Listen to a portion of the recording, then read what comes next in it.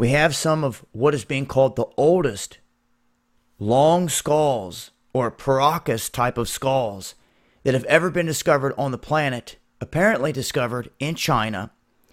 And when they push out these stories, of course, when they release them, they have a fully scripted, and it's the same cut and paste type of story every time of how these got this way. They say they think that there was boarding done here, where they put boards on the back of the head and the front of the head, and they would wrap it and do all this other stuff. They think, okay? But they have no evidence, they're not sure, but they regurgitate this same crap. We know for a fact that there are skulls, like the Paracas skulls, that are elongated, that were not boarded. They weren't shaped that way by tying boards and ropes around their head. They actually have a whole different plate that goes across the front of the skull, showing that it is made different.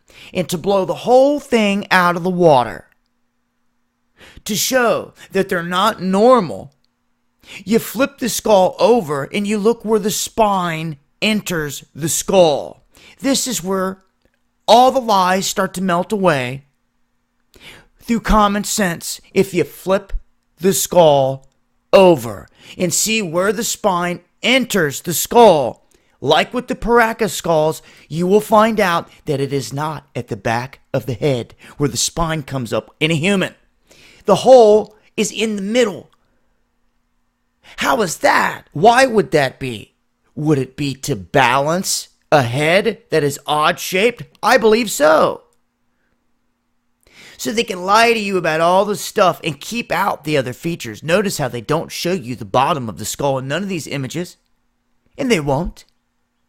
Because they're going to regurgitate the same old crap that humans did this to themselves, when we have found plenty of evidence worldwide that there are skulls that are long, like the Paracas skulls, that were never deformed by themselves. They were done this way genetically.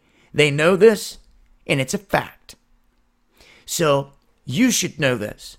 Look up Brian Forster, his work on the Paracas skulls, the research done.